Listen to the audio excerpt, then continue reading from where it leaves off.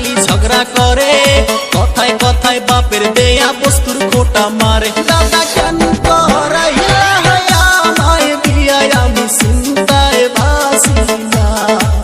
ও দাদা বিয়া না কইরা ভালোই ছিলাম, আমার টেনশন ছিল না।